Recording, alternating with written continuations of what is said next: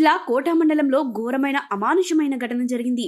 బాలికల పాఠశాలలో యూనిఫామ్ వేసుకోలేదన్న కారణంతో 60 మంది విద్యార్థినీలకు శారీరక శిక్ష పడిన ఘటన ఇప్పుడు రాష్ట్ర వ్యాప్తంగా కలకలం రేపుతుంది. కోట పట్టణంలోని సాంఘిక సంక్షేమ శాఖకు చెందిన ఎస్సీ బాలికల వసతి గృహంలో ఉండే విద్యార్థినీలు స్థానిక ఉన్నత పాఠశాలలో చదువుతున్నారు. గురువారం పీఈటీ ఉపాధ్యాయుడు సుబాని యూనిఫామ్ వేయలేదన్న కారణంతో 60 మంది బాలికలను లైన్లో నిలబెట్టి ఒక్కొక్కరికి 100కి పైగా గుంజీలు తీయించాడు. తీవ్రమైన బాధతో కొంతమంది విద్యార్థినీలు స్పృహ కోల్పోయారు. మరికొందరు వాంతులు చేసుకుంటూ కింద పడిపోయారు.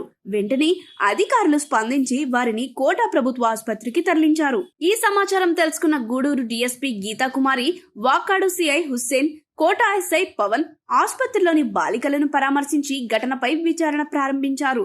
తల్లిదండ్రులు ఆసుపత్రి వద్దకు, వసతి గృహం వద్దకు చేరుకోవడంతో తీవ్ర ఉద్రిక్తత నెలకొంది. తల్లిదండ్రులు ఇలాంటివేనా విద్యా సంస్కరణలు అంటూ ప్రశ్నిస్తున్నారు.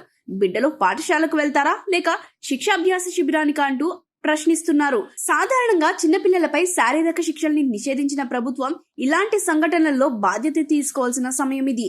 విద్యార్థుల భవిష్యత్తు నిర్మాణంలో భాగస్వామ్యం కావాల్సిన ఉపాధ్యాయులు ఇలా శారీరకంగా, మానసికంగా హింసించడం ఏమిటి?